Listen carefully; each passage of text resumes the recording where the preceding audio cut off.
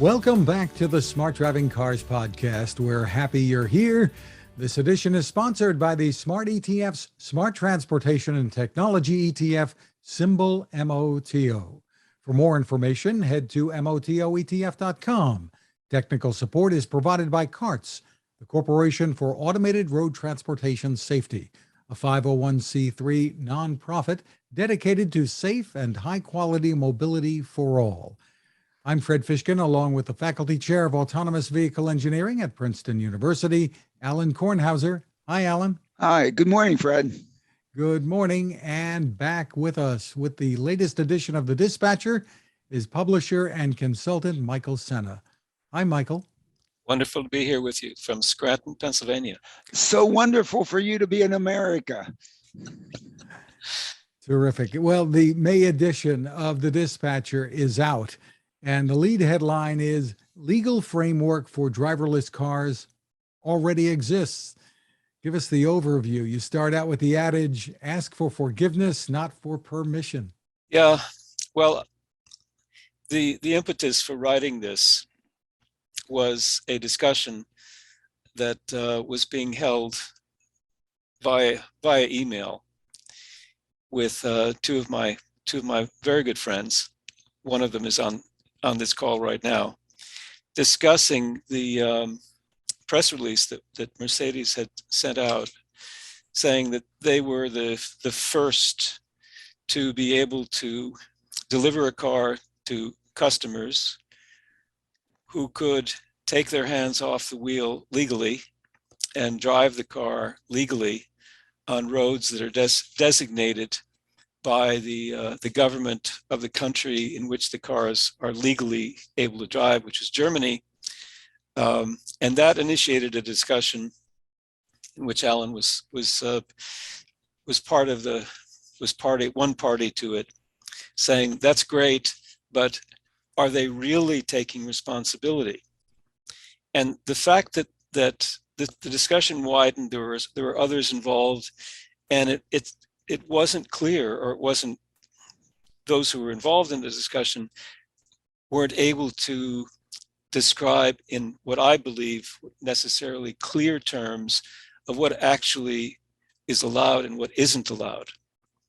So I began the article with this adage, ask for forgiveness, not for permission, because what I do throughout is to compare what Mercedes has done and what others who will follow now in Mercedes are doing versus what Tesla has done. Because as we know, Tesla has two pieces of software, autopilot and full self-driving, where they say to their customers, you must keep your hands on the wheel, but as we all know, why would customers spend $12,000 for a piece of software that is supposed to be doing exactly what they're doing, driving the car? And as we know, the customers do take their hands off the wheel and do all sorts of things, and then nasty things happen. So what Mercedes is saying in their article is that we are following the laws. We are able to sell to our customers a piece of software that will drive our cars, but it's going to do it within the context and the requirements of legally established specifications and rules of the road. Now, it's only in Germany. It's only on roads which are designated by the German government. They're only on the Autobahn because they're following a regulation that was established by the World Forum for Harmonization of Vehicle Regulations, which is WP29. And they're following a regulation which was established for automatic lane keeping systems. And those requirements are very clear. They're only for cars traveling less than 60 kilometers an hour and for cars that are driving on roads that are divided with limited access or restricted access. Very, very specific. So the point of the article was to try to pull all of the facts and put them in place as many as I could gather during a month, and to put it out there, and now start the discussion. Is there anything that I've missed? Is there anything that's not clear? Is there anything that I've misrepresented? And I sent it out before. I don't usually do this, but I sent it out before, 2 weeks before. So I finished the article, sent it out to Mercedes. I sent it to Alain for review, and I sent it to 2 or 3 others for them to have a look at. And one of the most important in terms of the liability side is my good friend Jacques Amsalem, who worked for Allianz for many years and is very knowledgeable and has worked in this particular area with the European Commission when he was working with Allianz. And he provided a couple of very important suggestions about how to make one part much clearer, and that's the so-called black box, what it does and what it doesn't do. And so here it is. Right now, I sent it out the day before yesterday, and I've gotten 2 comments, not very many. I think there should be many more comments, and hopefully there will be after our podcast on this topic. So that's the background. That's what this article is for. And just finally to say, if Tesla really wants to be selling software, it should be following the laws. And right now it's not. And to clarify what Mercedes is doing, very restricted area you said on the Autobahn? It's only on the Autobahn. It's only at speeds that are 60 kilometers per hour or below. So it's automatic. That doesn't sound like the Autobahn that I've heard of. That's very important. That is very important. This is intended for people who are driving in an area where there's maximum control with the divided highways in traffic. This automatic lane keeping system is when people are on the Autobahn and they're in heavy traffic. They're not driving the car at 200 kilometers an hour as they usually are. And the intention is that they're able to take their hands and their eyes off the road and do other things while the car is driving itself at a low speed in a limited area.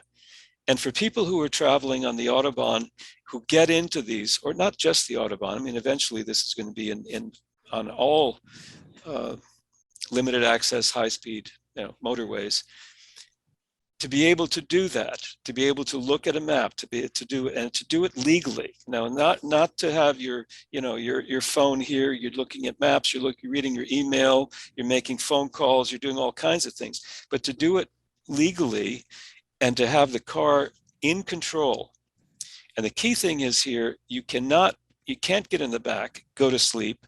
You can't sit in the passenger seat. You have to be ready to take control within 10 seconds of being notified. That's part of the regulation. So if the speed goes up, if people are starting to move, your car is starting to move above 60 kilometers an hour because the traffic is now starting to move, or if for some reason there's that things begin to happen that aren't part of the operational design domain, and you're asked to take over, you have to be able to do that within 10 seconds. And this is where the key aspect here is the liability. I own the car. I must take out the same kind of insurance that I would if I didn't have this automatic lane keeping system in the car, because I drive the car and I have all the responsibilities. Mercedes isn't taking out driver insurance. They're not taking out liability driver insurance for my particular car. What Mercedes is doing is that they're selling a product. That product is within Germany, and in Germany, in France, in the United States, each country has product liability laws. They're in the EU, they may be normalized. In the US, they may be normalized, but they're applied state by state, country by country. So in Germany, you have insurance requirements, and the requirements are different country by country. In Germany, you buy motor vehicle insurance to protect the car and to protect, if you want, if you've got lots of money, maybe you don't want to protect the car, but you have to insure other people and other people's property. So you have insurance. But during the time that car is being driven by Mercedes, now Mercedes, the software in that car, not somebody remotely, that has nothing to do with this. This is by the car itself. If there is an accident that occurs during that period of time, or during the 10 seconds between the time that you were told to take over and the time that you do take over, the accident is dealt with as if you, as the driver of that car or the owner of that car, have liability insurance, and it's all covered. If you hit someone, if there's a death, if there's an injury, whatever it is. But then the insurance company takes the device that's in the vehicle, which provides only the information about who is in control of the car during that period of time. At the time that the accident occurred, who was in control? Was it during the time when Mercedes software was working, their drive pilot was working, or was it after the 10 seconds had occurred? Was it before? That's the information and there's no other information in there. That's also part of the regulation. If it turns out that it was the drive pilot Mercedes, then Mercedes product liability takes over, and it pays whatever the insurance would be required to pay in that instance. And this is the key. This is the real important part, because this is where people were saying, well, how do they take liability? And are they paying insurance for the car and all this other stuff? That's the way it works.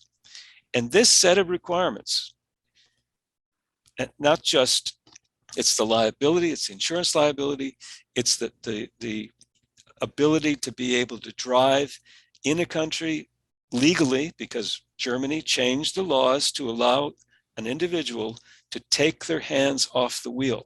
And that has not been done anywhere else. It certainly hasn't been done in any state in the United States other than for test purposes, not for selling a vehicle, not for series.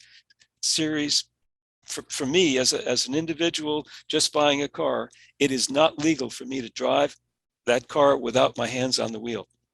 And if I have an accident, I mean, this is the problem that we have with Tesla. Tesla has not in any way established itself as the responsible party in any of the instances where people have been using their software and driving those cars, either sitting in the back seat or sitting in the passenger seat or watching TV when they have not had their hands on the wheel, because Tesla says, we tell our customers, you must keep your hands on the wheel and you must stay alert.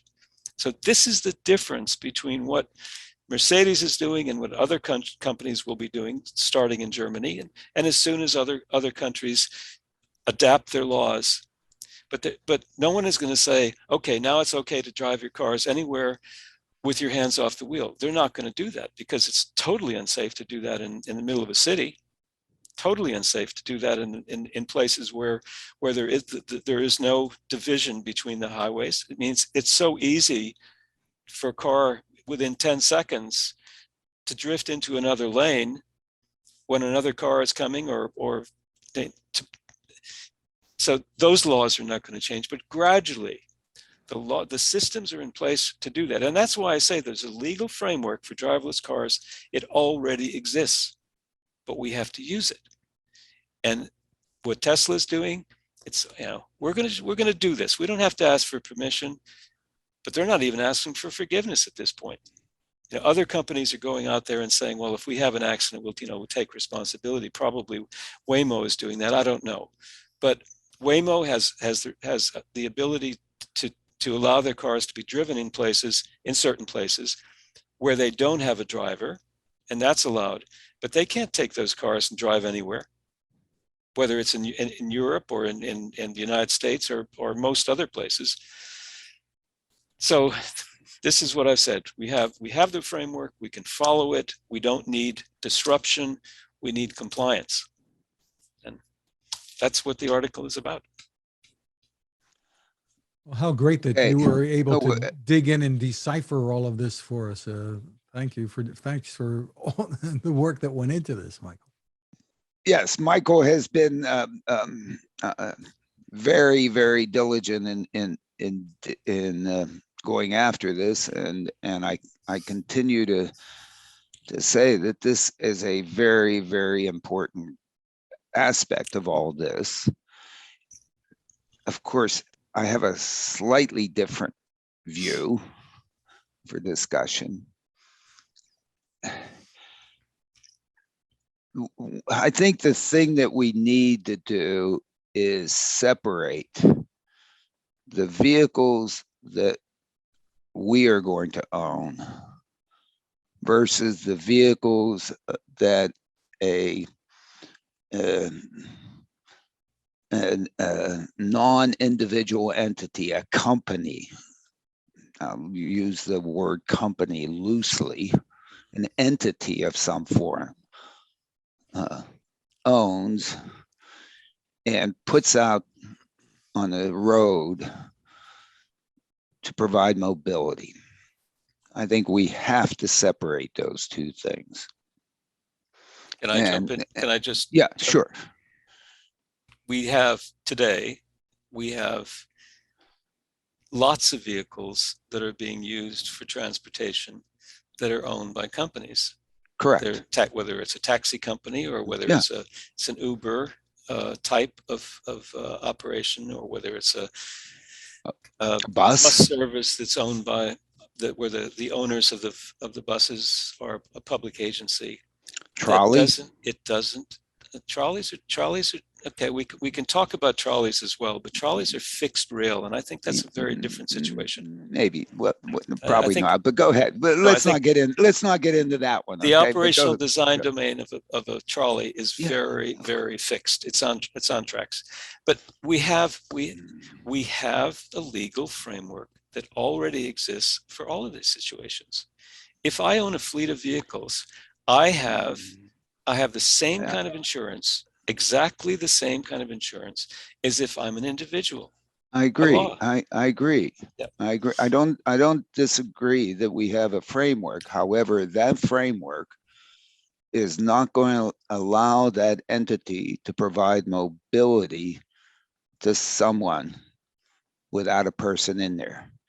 Because if it's going to be in Germany, it's not going to get to the congested portion of the Autobahn and do its thing without having a person get it there and get it away from there. Okay, now therefore, Alan, I understand where you're going, and I know what you're. This is absolutely the first baby step that's being taken for people to be able to for a car to be maneuvered, to be driven without people holding the steering wheel. I understand. It's the first step. And the regulations, and as I said in the article, the regulations for what you're talking about and what we've been talking about and working toward, when no one is in the car, when there's the regulation no one is in the car. No one's in it. The regulation now is, the next regulation is there must be someone who can control that car from outside. And that regulation is in process. That is an enormously dangerous regulation. I would say, because it's a regulation that is set up for failure. Okay. There we are nowhere, and we probably won't be anywhere near satisfying that regulation in any kind of scale that does anything. So one can create a regulation that allows a hypothetical that will never exist. But I don't have the patience for that, okay? Because I'm probably not going to live to see this anyway, but at least I want my great-grandchildren to live to see it. And so this is, if I may take what you said and put it in my context, or a context. What exists in Germany is that a regulation has defined an operational design domain and challenged a manufacturer. Let me continue. Let me continue. But the premise is incorrect. But that's what you said. No, Germany hasn't defined the operational design domain. Of course it has. No, it hasn't. Of course, what you said. Germany. Wait, the rule that what did Germany define? Germany defined that a person does not have to have their hands on the steering wheel in order to drive the car. When? And when the car is being driven by the software. And this is where? According to the regulations which have been established and put into, those are not Germany's regulations. Those regulations are now part of type approval. And this is the key. This is the absolute key. I agree with that. Yep. There is a governmental entity overseeing the process that has said, we will give you type approval if you, in places A, B, C, D, and E. I would consider A, B, C, D, and E to be, I'll define that as an governmental institutional operational design domain. 60 kilometers per hour, divided highway, something called an Autobahn. Not something called an Autobahn. Well, okay, well, in this, okay, what a divided highway? Well, okay, Mercedes. What Mercedes has established for their cars is that the criteria can be applied in those instances, and they've established where the cars are going to be in or out of. No, I haven't gone to that. I haven't got. What I'm trying to get to is to say is the institutional entity has designed an operational design domain that's that big. Those who manufacture and do the driver say, oh, that's the size of the bird cage, but in fact our bird can only fly in these. But it's constrained by the bird cage, but we can do it in here. So Germany defined this. No, Mercedes defined that. No. Then you tell me who's defined what. I've tried to explain this. I've tried to explain this to you, but it's not getting through. What I've said is that the requirements for automatic lane keeping systems have been established by a UN organization, which through their conventions had defined previous to this how cars could be driven and the requirements for cars. Those have been put into type approval, and they've been put into our federal motor vehicle safety standards in the United States. So UN, right? That's this guy, UN. Okay. Right. And so the UN has now established with their UN Regulation 157, automatic lane keeping systems, that this is where and how it will work. That becomes part of the type approval. Okay. It's under 60 kilometers an hour on divided highways, no bicycles, no pedestrians. That's part of that Germany didn't do that. Germany has taken that and said, we allow this particular type approval for these requirements. We allow that, which means that we in our laws, we have to put into our laws, because that's the way it works. It has to be put into the laws of each country. They say you can drive a car without having your hands on the wheel. To me, that's an operational design domain where I can do that. It's just a term that I'll use. Well, it's important. I mean, if you want me to use another name, don't use operational design. If you're saying that Germany defined the operational design domain, that's not correct. That's not correct. What do you want me to call the constraint set that I put into my code, that when I write my code says I am I am legit. Okay. Yeah. I just want you to tell me what those are, because I have to write that. I have to write the code. Well, if okay, the code is being written by Mercedes-Benz, it's not being written by Germany. I don't think that's true. Excuse me,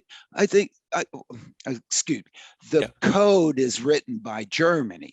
No, it's code is written by Mercedes. Mercedes, yep. but the poor person, the programmer that is sitting there writing the code, okay, yes, it's not coming out of his or her brain. It's coming out of UN R157. Okay, fine. That is the constraining element. Exactly. Okay, fine. Yeah. I'm fine with that. Now we have a constraining element. Take it one step further. Okay. When they're writing the code, they're writing this only for Germany. Now they have now it's just for Germany. Now they have to decide in Germany what does under 60 kilometers an hour on divided highways with no access by pedestrians or and they decide in their code where this car is going to operate. It's not going to be in the center of Berlin. It's going to be. They say no. I'm telling you, this is what they've done. But I'm telling you, I've got to write code to do this. Yeah, and you write, and someone decided that the code that you're going to write. Coding person for Germany for automatic programmer is going to be on autobahns. Of course. Period. No, that's really that's what I was trying to say. Yep. Somebody said the bird cage was this big, but Mercedes, when it looks at its system, it says, "Oh my goodness, I can only do 45 kilometers an hour. I can't. If it gets to 60, we're not good enough." So when I ask my programmers to program this, I'm going to have them put a 45 in there instead of a 60. No, I know, fine. Yeah. That's what I'm trying. So, but I know that if they type in 62, I'm going to have some code, some AI in the programming system. It's going, oh, no, you can't do 62. You can only do 60 because it violates some other constraint. And out of that, this is written in code because, of course, if this thing is smart enough to be able to not to stay in a lane, it certainly knows where in the hell it is. It certainly knows how fast it's going. It certainly knows that it's not in downtown Munich and And if it ventures into downtown Munich, there's a line in the code that says else, go, stop, pull over, call your mother and ask for permission. I don't know what the hell it's going to do, right? If you go off the roads which are allowed, and they've defined which are allowed, if you start to go off those roads, the system says, take over, driver. You've got 10 seconds to take over. It's going to say, hey, if you take this exit, you're screwed. Don't you dare do that, because we're going to whack you with a ruler and we're going to pull you over. I don't know, what they're going to do, what the programmer is going to want to do. Yeah. But of course, it's completely within the responsibility of Mercedes to write those if-else statements, because that's all they are.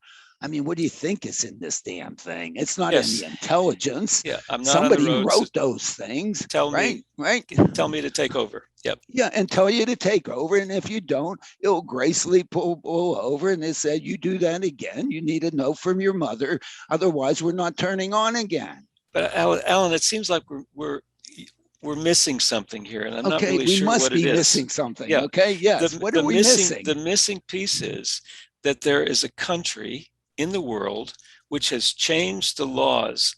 All of the driving laws everywhere in the entire world have been based on the conventions, the UN conventions post 1949. Okay. And all of those laws require that you keep your hands on the wheel. I know. Now, this country has said you can take your hands off the wheel. If you follow these requirements, that's great. It's taken the operational design from here to here. Okay, now let's go back to our friends at Tesla. Yeah, Tesla says and Musk has been saying this for years now, right. we're going to have full self-driving within X number of months, he said years, it whatever. again yesterday or Again, something. fine. And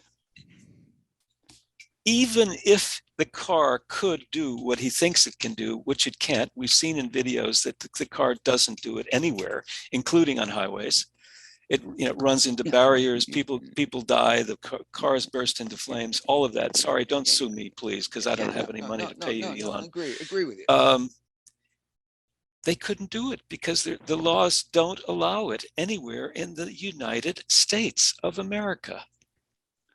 So start, if you want to do this, if you want to allow the Musketeer to do this for his customers, start by working within the framework that exists. The insurance framework exists in the United States. There's no need, we don't need to change anything with the insurance framework.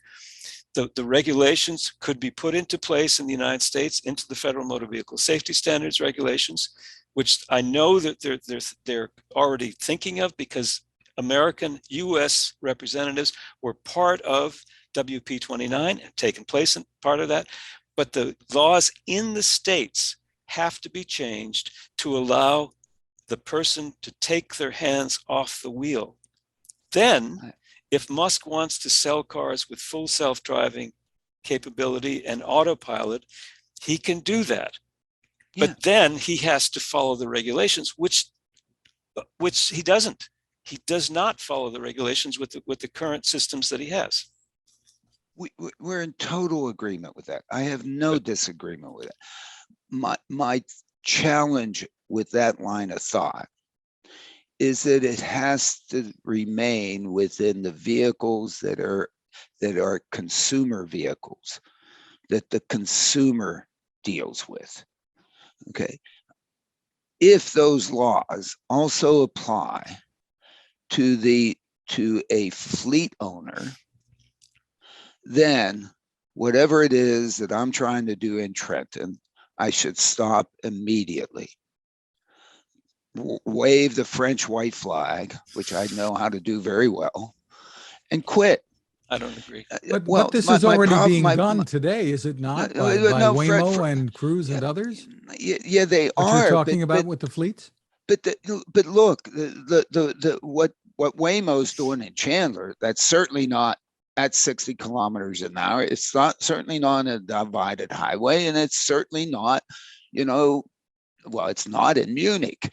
Okay, so when somebody writes the if-else statements in the code, that hopefully there's code on this thing that turns the damn thing off, or gracefully goes to the side. Let's assume that all happens. That's all trivial to make happen. It says no. Oh no, you don't. It's not our choice.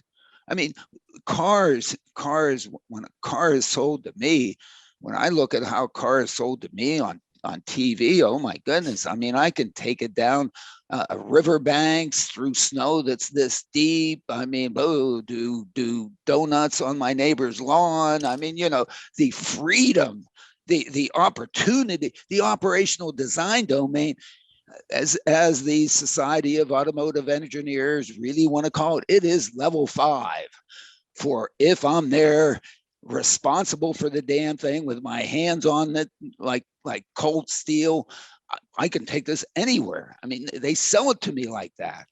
Okay. Now, all of a sudden, if I'm trying to give a ride to somebody in Trenton with a vehicle that I can't afford a driver, because if I have to put a driver in there, New Jersey doesn't have enough money. Okay. Because if it did, it would have done it in 1920. Yeah, but Alan, look, within the next 3 years, yeah, for the kind of application that we're looking at, the end result, the end goal is to not have a driver in the vehicle at all. Absolutely. Now, and how that's controlled and what we do about that, it's something that we're going to learn along the way. Absolutely. Waymo does not have remote drivers. They do not have remote drivers. I think It depends how you define a remote driver. They do oversee the operation. But they they have don't. a pipe out of. They have a pipe out of there, and they would be stupid. I mean, it'd take 8 lines of code But for Alan, them to go in there. I've talked to Alan. I've talked to Waymo about this. I've gotten the information from our friend at so I know what they're doing, and there's nobody out there who's going to drive the car if the car gets in trouble and there's no driver in it. They're going to send a crew out, and they've got cameras, and they know exactly what's going on with that car. I don't think that's true. I think that person has the opportunity to, if it's stopped in the middle of the road, to move it over the side of the road. Yeah. Okay. Well, okay. We don't need to go there either, because I don't want to go there, because we're going to be 3 hours on that one, and we can't get Waymo to come in here and tell us anything besides whatever they put in Waymo.com, which is, oh my goodness. No. Waymo has responded to me. They've given me the information. They've also said that they published the information, which they have. It's in their safety book. They've said what they do. This is all exceedingly important. New York State has a law that you must have explicitly keep your hands on the steering wheel. Nobody's ever wanted to venture any tests in New York State, because even under testing, they claim you have to have your hands on the steering wheel.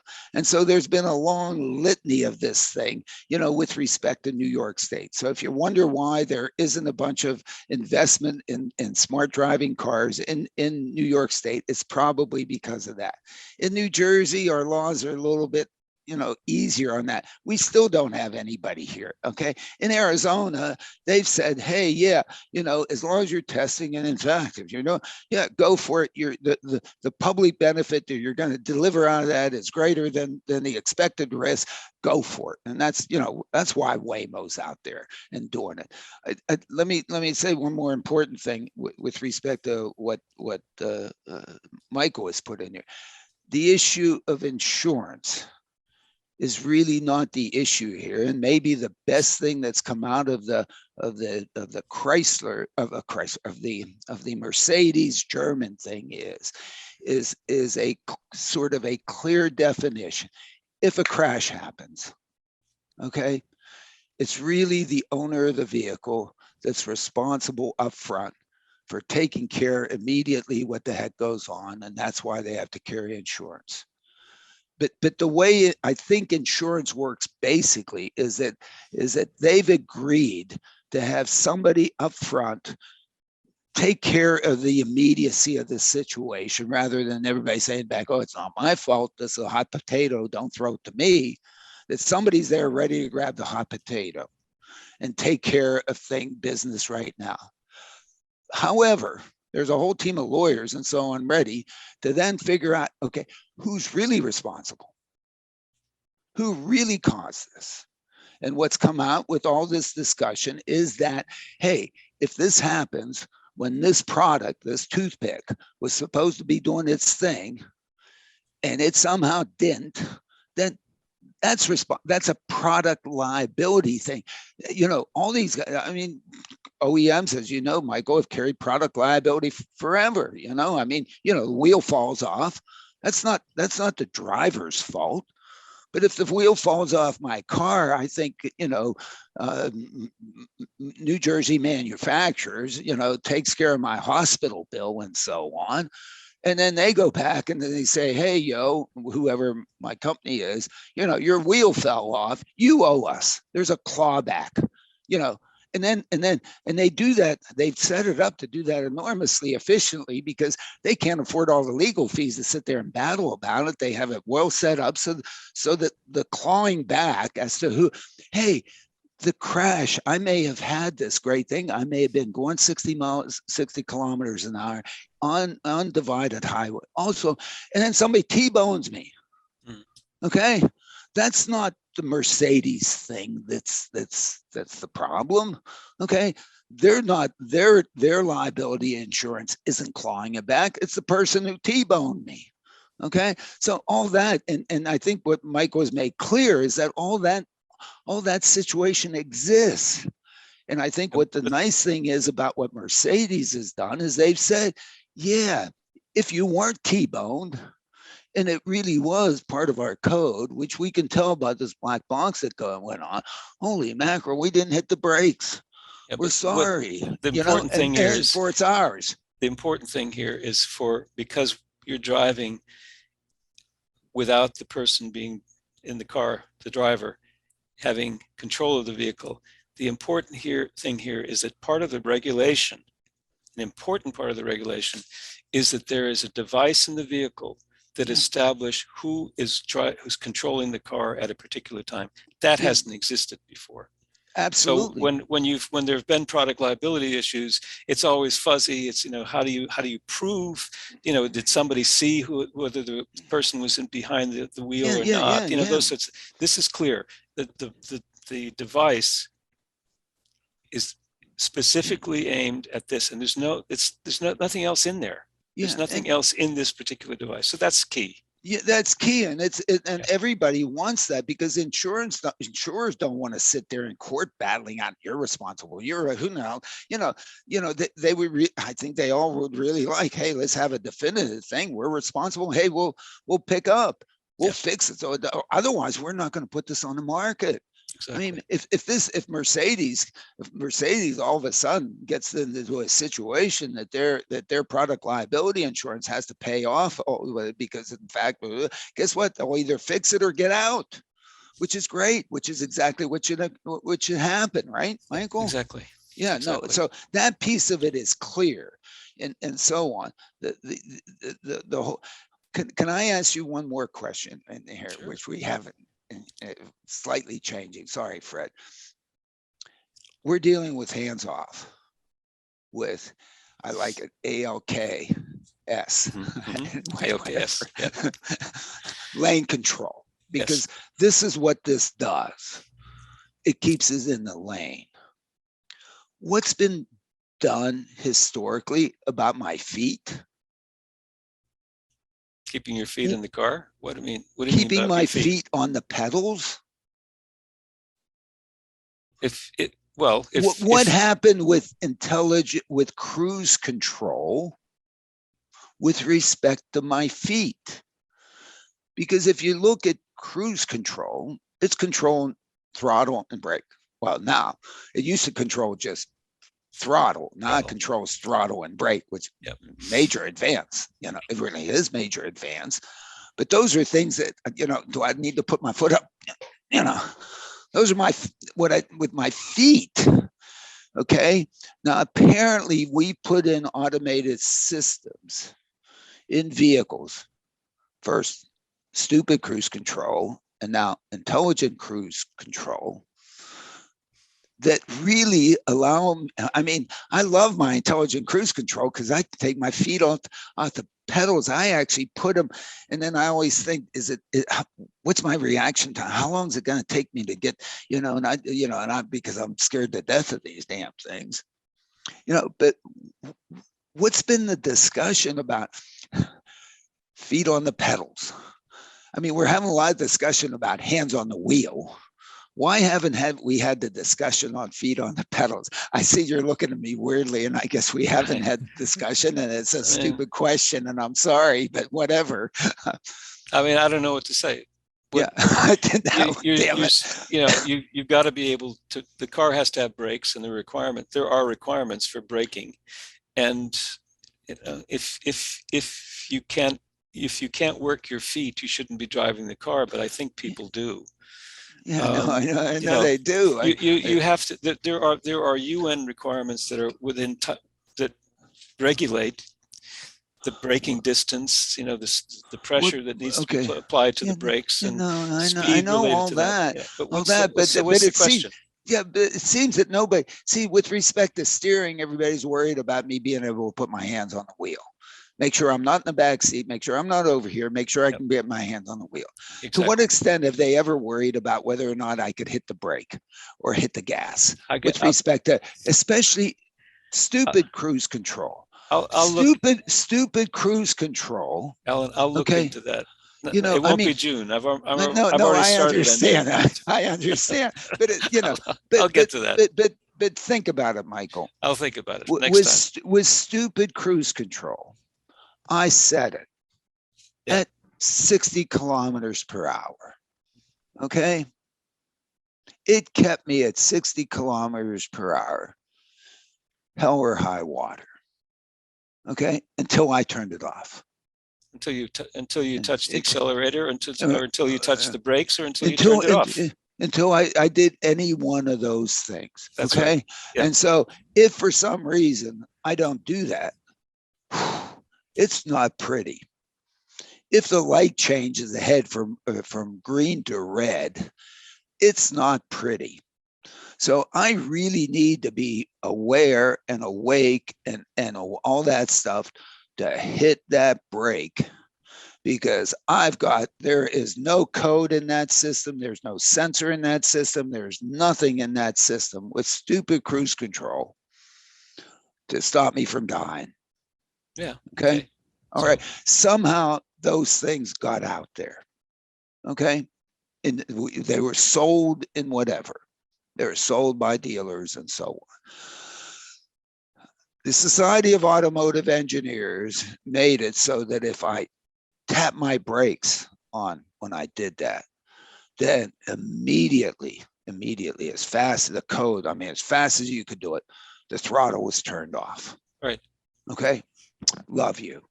Yeah. That is, that is good. You get an A+. Okay. All right. Or if I turn off the system, okay. If I hit the gas pedal,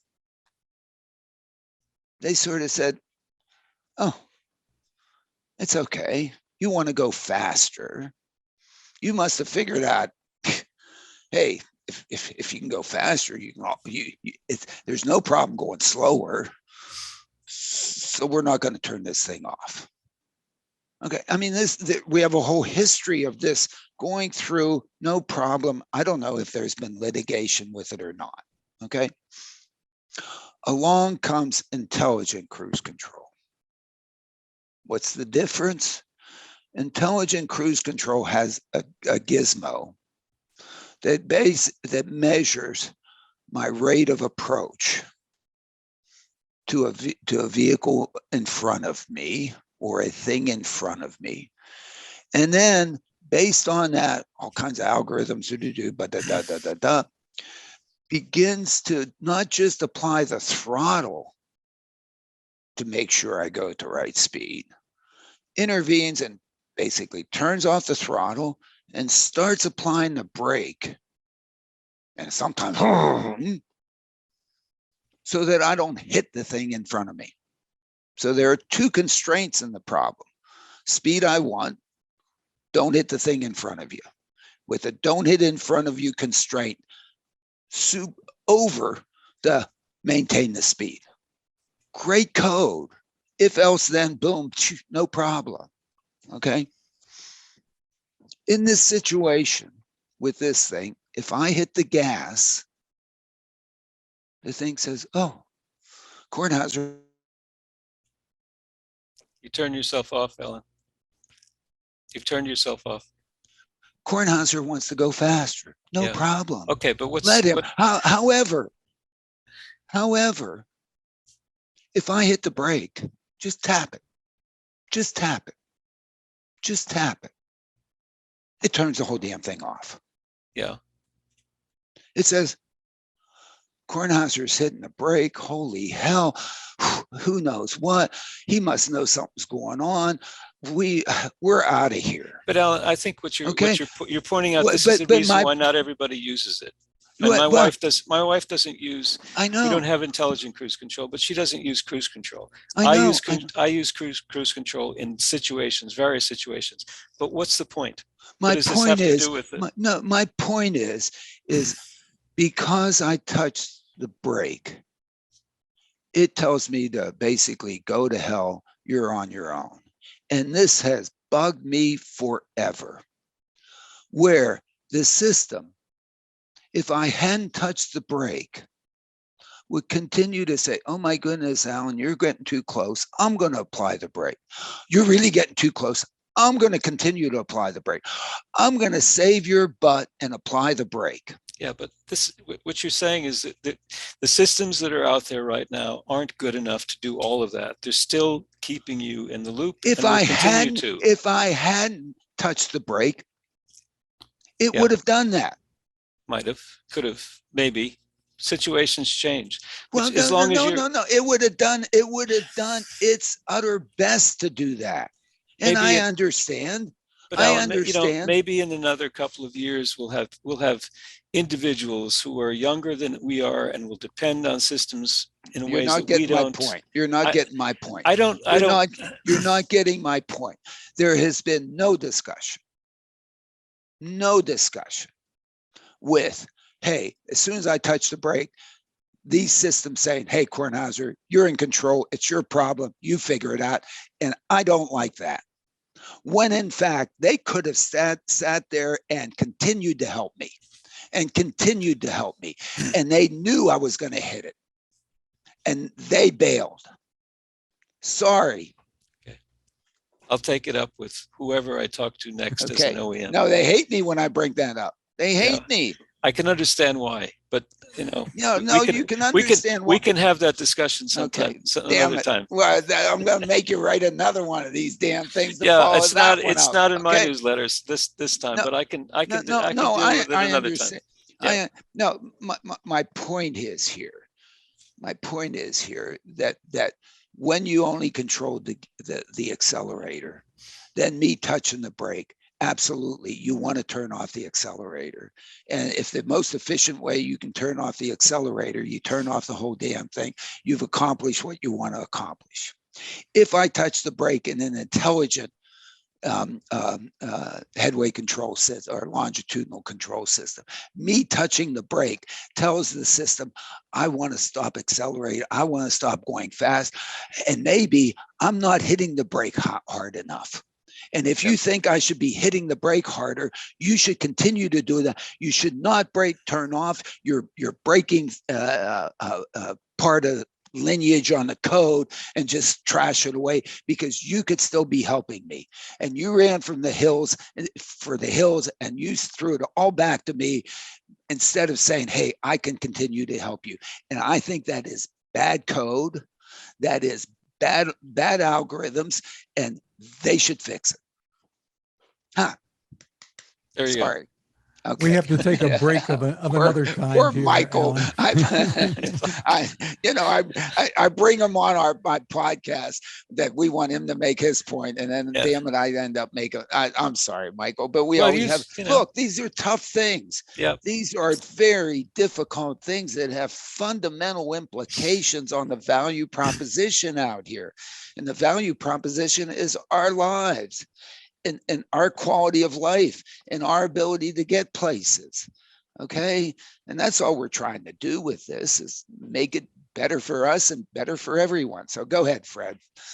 We'll be back, but this is a good time to remind you about our sponsor, the Smart ETF's Smart Transportation and Technology ETF, symbol MOTO. To get more info, head to motoetf.com. On the website, look for a white paper called The Smart Transportation Revolution. You'll find it under the Insights and News tab.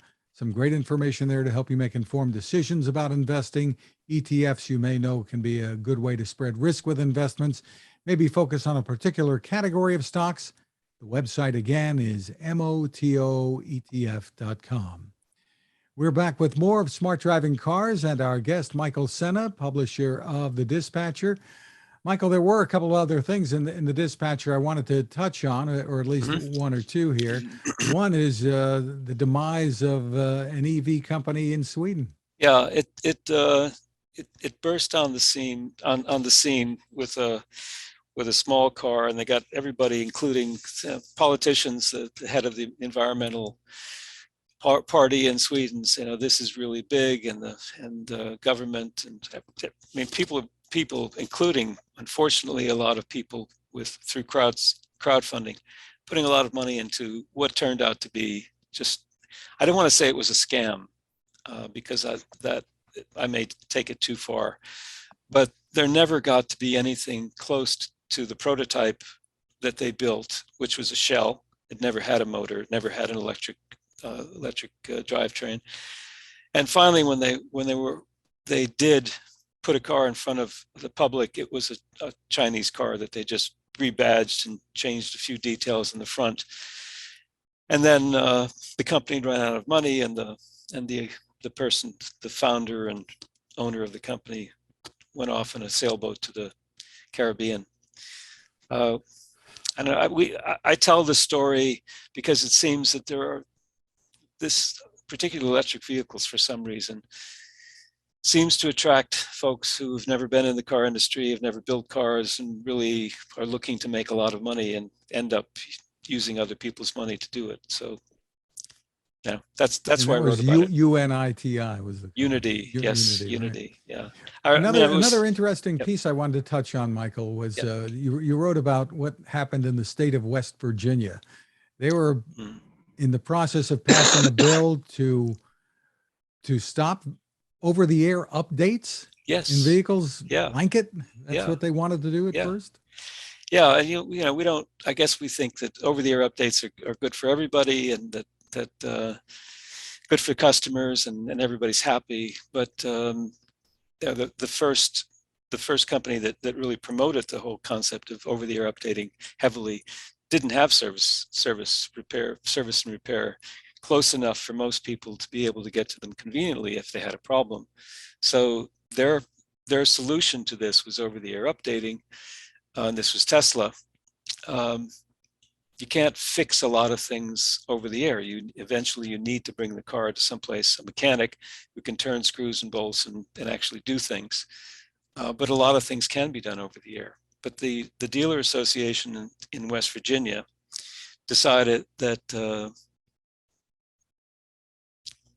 they weren't going to stand for this, because if you're doing things over the air, the dealers and the workshops, where they spend a lot of money to have the facilities and the tools and everything else to be able to service vehicles, suddenly are losing business because you're doing things that clearly are things that could be done in the workshop, but can as easily be done over the air.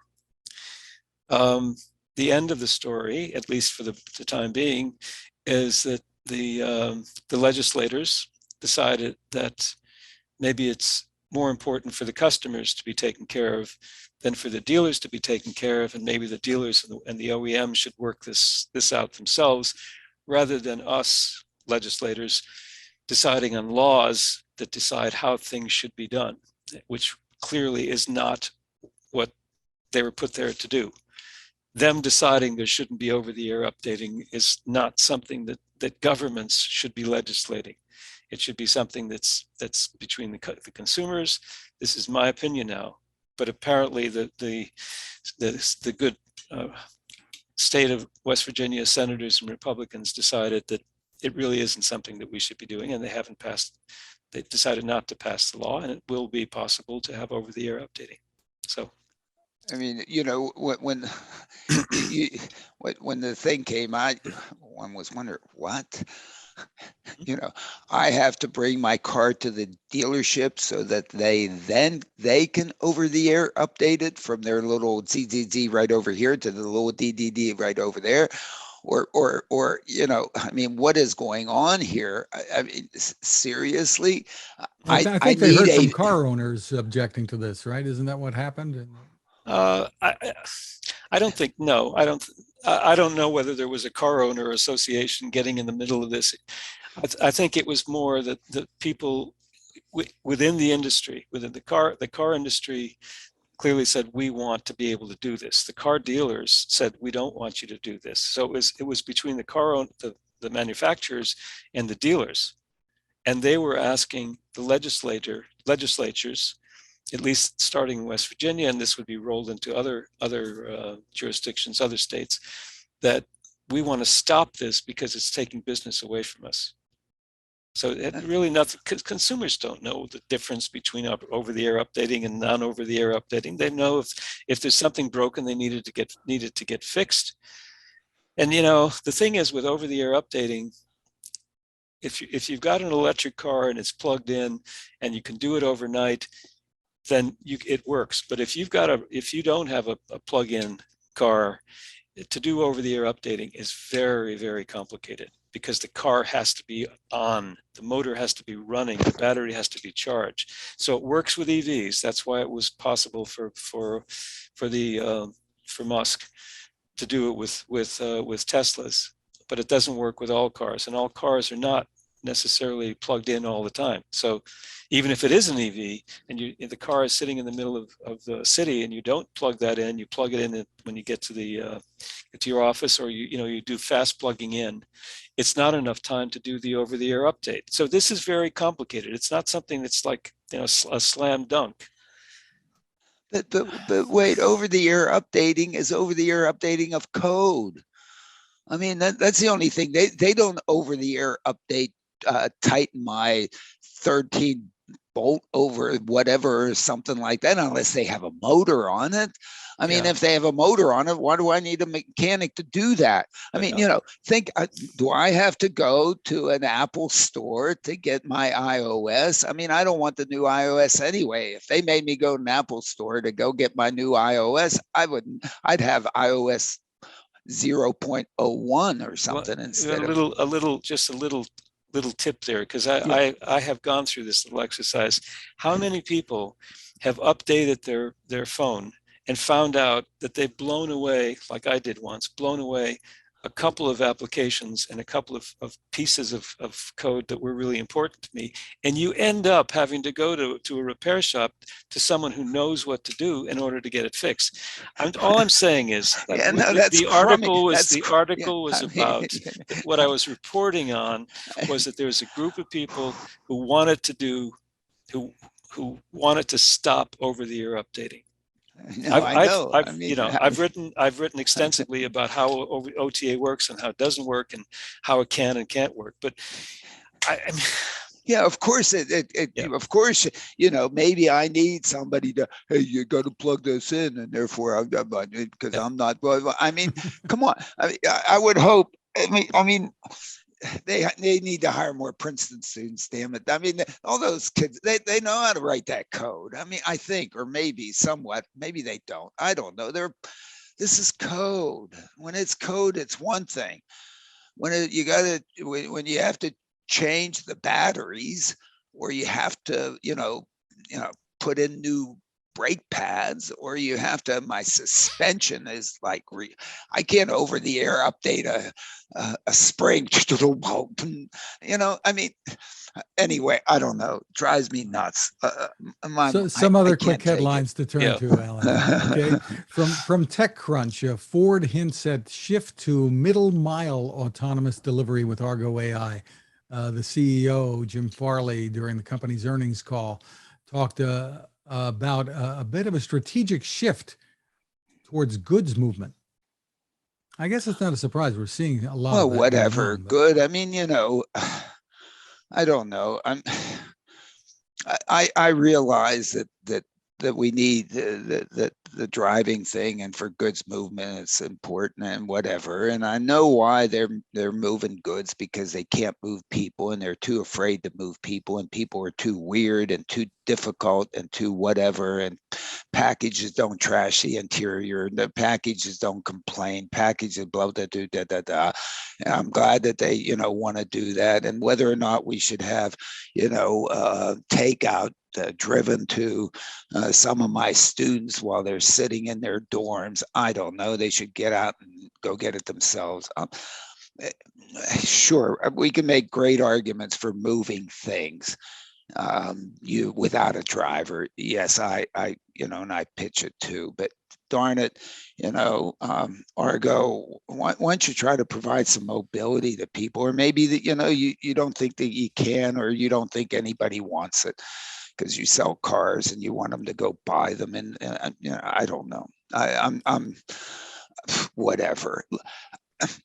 I think that if all of a sudden trucks on the New Jersey Turnpike don't have anybody in them, they better all be on the truck barrel of the New Jersey Turnpike.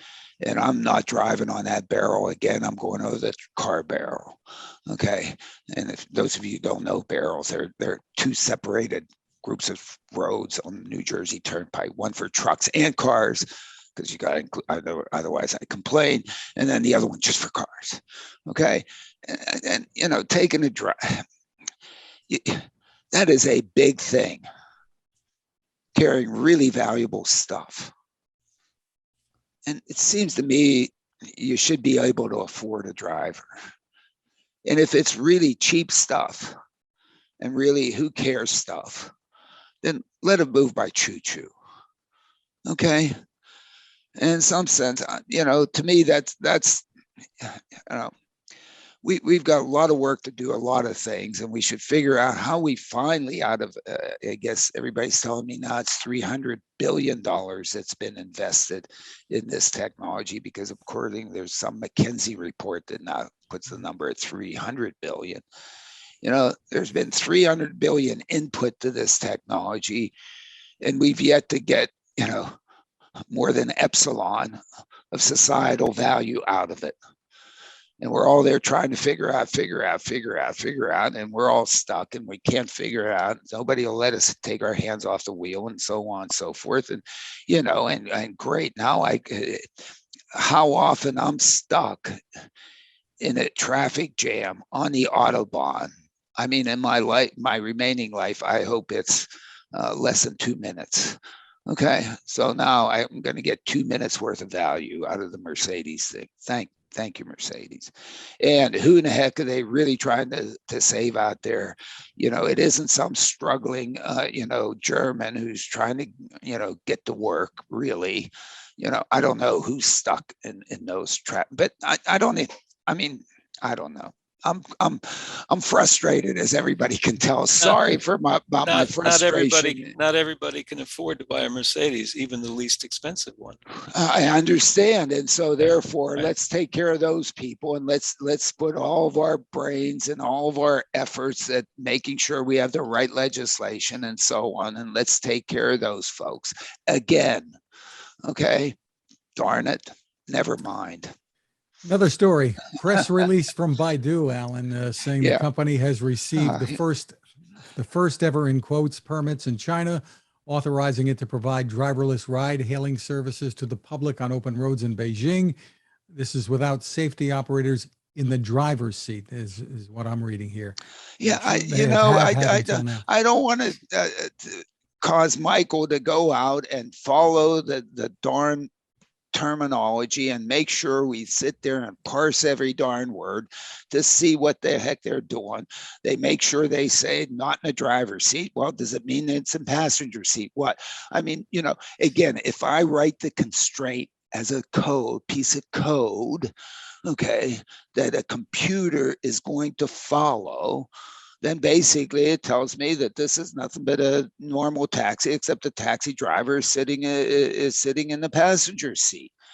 If I parse the words, and they're again the first. I don't know. I read something not too long ago. AutoX was claiming they were the first of the first, and people are claiming first of first, and I guess I'm frustrated today. Sorry, folks. It's look.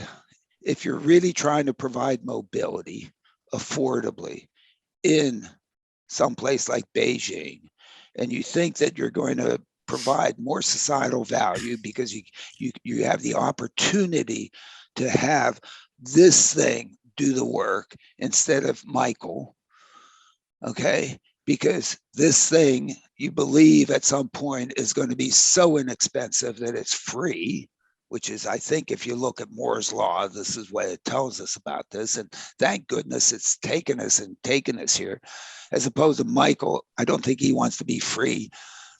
You know, that's not it. Or I'll put me in there. Then I think that's fantastic. To go out and tell me that, you know, you stood on your head and spit nickels and something and are faking it and so on. You still have to pay Michael to be there and so on. What have you done?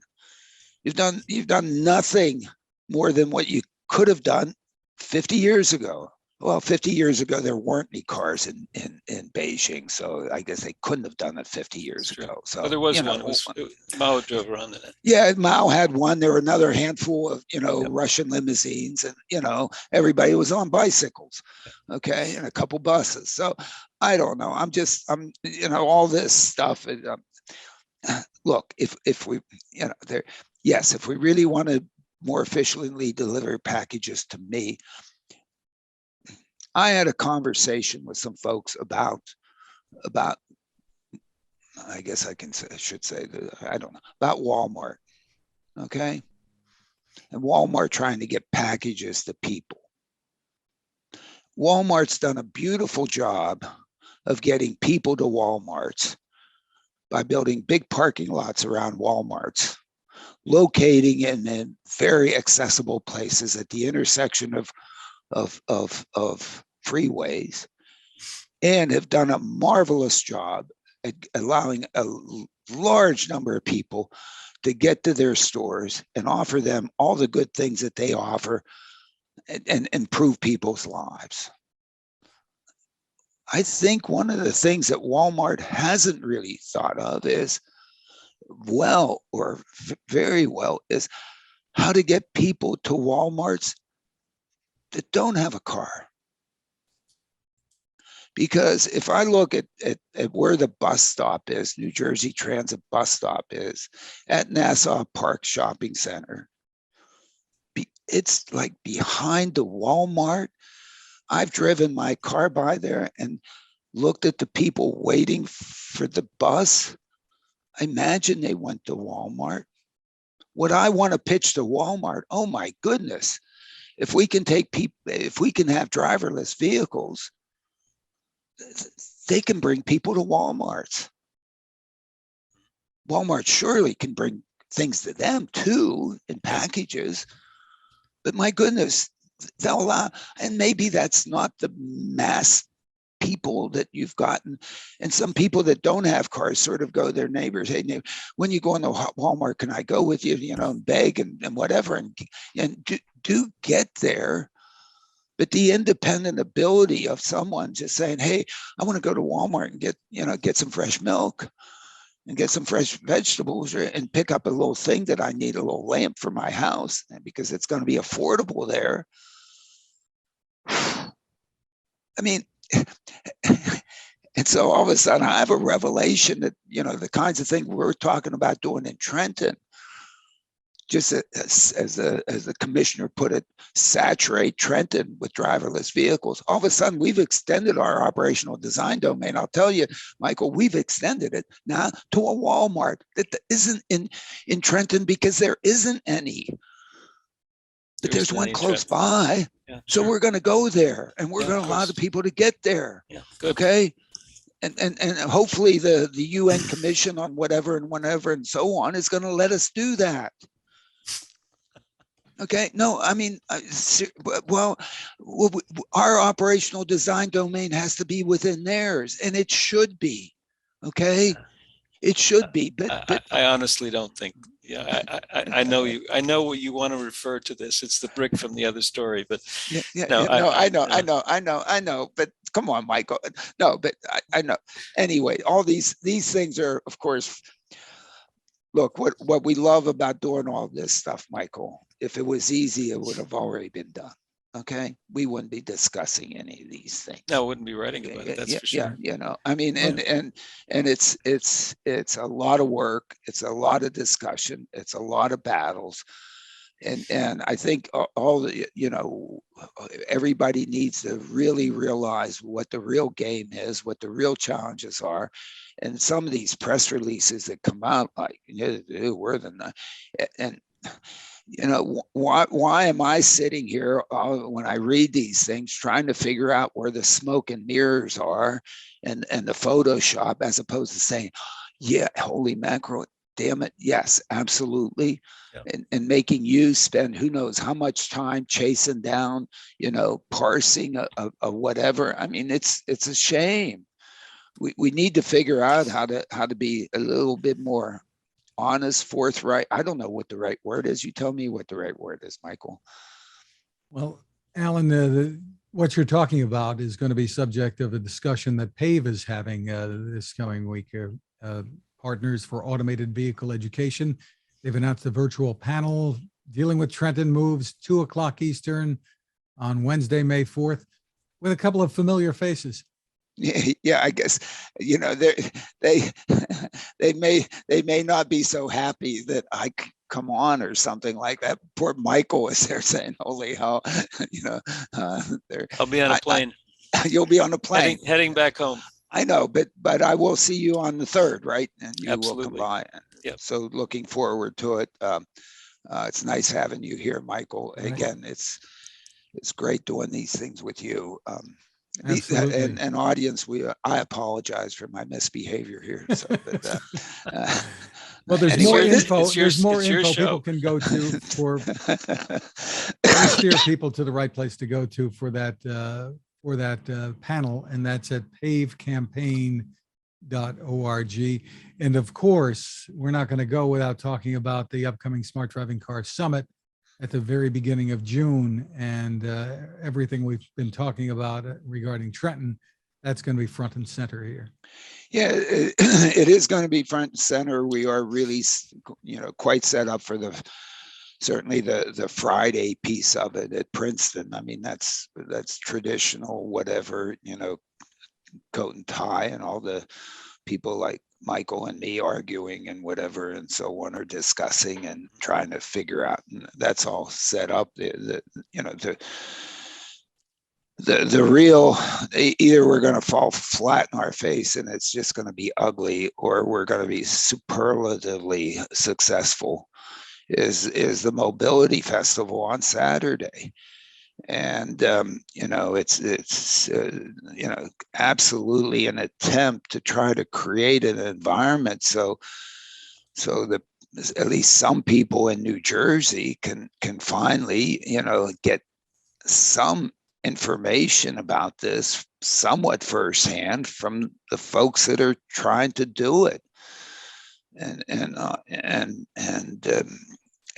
because we've not been, New Jersey just hasn't been in play. I mean, we've had like four driverless or maybe driverless vehicles in this state ever. I'd like to say the two in my attempts at the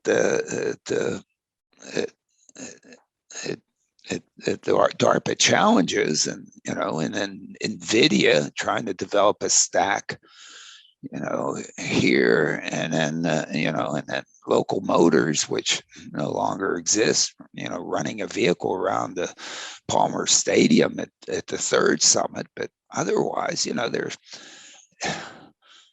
there's been no activity here in Jersey, none. And so people just don't know. They just read these things that are put out, and I guess, I don't know if they roll their eyes, don't roll their eyes. So it certainly would be nice if they had an opportunity to, from the people that are trying to do all this stuff, to learn from them somewhat on a firsthand basis, which is really what we're trying to establish for the festival. It is trying to make it like an auto show, Michael. Why do people go to auto shows? They go to auto shows to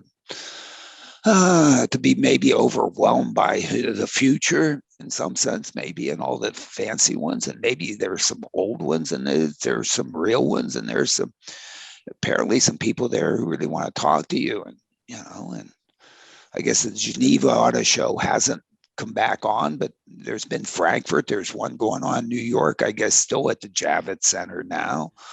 There's some of those. This isn't really, it is partially an auto show, because one of the things that we want to display is, of these vehicles that are on the showroom today, while we think they can do more, they really can do a lot. I mean, the automated emergency braking systems are almost working. The lane keeping systems are almost working. The intelligent cruise control systems, except for my little nuance about, geez, don't give up on me just because I tap the brakes, really work damn well. I mean, I use mine all the time. Okay. And it makes driving substantially easier for me, who I'm one person. And so, those things, it needs to be known by the folks that these things exist, as well as, oh my goodness, if we really do want to carry people and provide mobility, here are, some of the things that we're trying to do. Here are some of the things that we need to do. What do you think? Would you get into one? I mean, does this really help you, or are we kidding ourselves? So that's the focus of the Mobility Festival on Saturday. I expect everybody to show up. Okay, Robert Hampshire got permission to show up, so he's good. So basically, the number 3 person in USDOT, and certainly the person controlling, if anybody controls, purse strings and so on. We've learned that there's a bunch of senators that now want the Department of Transportation and so on to do more with respect to automated vehicles, and I hope what they want to do is to move people. What kind of people? The people that could benefit most. Having Robert there, and I know he'll speak from the heart, and speak from what for and not just give a prepared whatever to do. And I fully expect the governor to be there. I mean, the governor has to be there, and the executive of county executive, and the mayor, and the congressman, and the state senators and assemblymen, and local mayors, and so on, and superintendent of schools, and so on. Everybody's of that caliber is going to be there. But this is the first Thursday, Friday, Saturday in June. Yeah, and the important thing is the Saturday festival in Trenton. And I'm working on making sure people know it exists, first of all, and secondly, take part of their Saturday afternoon. We'll feed them. We'll have things for their kids to play on. Bring the family. One of the main reasons that I wrote the article, which we spent most of the time discussing, the legal framework, is you mentioned that there are calls for senators and congressmen to do more to establish an environment where these things can happen. What I've tried to say here is, please don't do things that are not going to be consistent with all of the framework that exists right now. You're going to start to do things, and I'm going to write about this in the next issue of the Dispatcher. You're going to start to do things like NHTSA did and the Department of Transportation did when they established NCAP. And now you've got 2 sets of requirements that people are trying to follow. One of them is obligatory, that's the FMVSS, and the other one is NCAP, which is optional. And these things are going further and further apart. And with people calling and saying you've got to do more, including Joan Claybrook, who was one of the early administrators, it's wrong. It's the wrong way to approach things. We should be doing things in a consistent way and looking at the regulations that exist, working within those and changing them if we need to change them, as opposed to piling on new things that are only going to cause more trouble than they're going to be worth. So I would like, if I could say one last thing, if your readers, if people listening to this can spend some time going through the first article, Legal Framework for Driverless Cars, in the Dispatcher, and try to pull out of that as much as possible, that would make me very happy for having gone through the effort of writing it. And people can find it at michaelsena.com. And there's more in the Dispatcher we didn't have time to get to as well. Yeah, but Fred, let me jump on here because I absolutely agree with Michael, and this is the way we've been working in New Jersey. I think New Jersey, I'm not a lawyer, and I won't say properly. New Jersey is a state in which it permits things. Things are really permitted within the scope. And really, we don't think we need more laws. We don't think we need more regulations on this.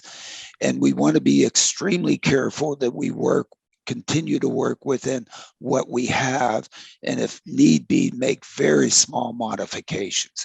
So there isn't a call, but but one of the reasons why you sort of want the legislature to come in and play a role somehow is to more on the encouragement of the development and deployment of this. Maybe just repeat what the reasons are that we're doing this, to make sure that in fact the objective function of all this. We talked a lot about the constraints, but the objective function, what it is that we're trying to achieve, is really. I mean, to me, it's a societal. It's improvement of life in New Jersey. Yeah. And maybe we need a little help financially someplace. Maybe we need some help with respect to taxation. Maybe we need some help with respect to, oh my goodness, there's some minor things on this things, so that we can get to the objective function of this stuff and make sure that what we are trying to do is in fact something that we all whatever it is that we all want to do, not what Kornhauser wants to do. Holy hell, that's like stupid. Whatever. Well, there's more about the summit. We encourage you to go to cartsmobility.com. Thank you to our sponsor, the Smart ETF's Smart Transportation and Technology ETF. The ticker symbol for the ETF is MOTO. More info is at motoetf.com. Technical support is provided by CARTS, the Corporation for Automated Road Transportation Safety, a 501c3 nonprofit dedicated to safe and high-quality mobility for all. You can find us at smartdrivingcar.com, and don't forget you can find Michael and the dispatcher at michaellsena.com. You can find us on Anchor FM, Spotify, TuneIn, Apple, Google, Spreaker, wherever you get podcasts from. Smart speakers can play us too. You can find my tech reports at techstination.com. I'm Fred Fishkin along with Alain Kornhauser. Thanks for listening or watching. Please continue to stay safe. Thank you, Michael. Thank you. We should give a prize to anybody who lasts this long. I mean, that was a long one.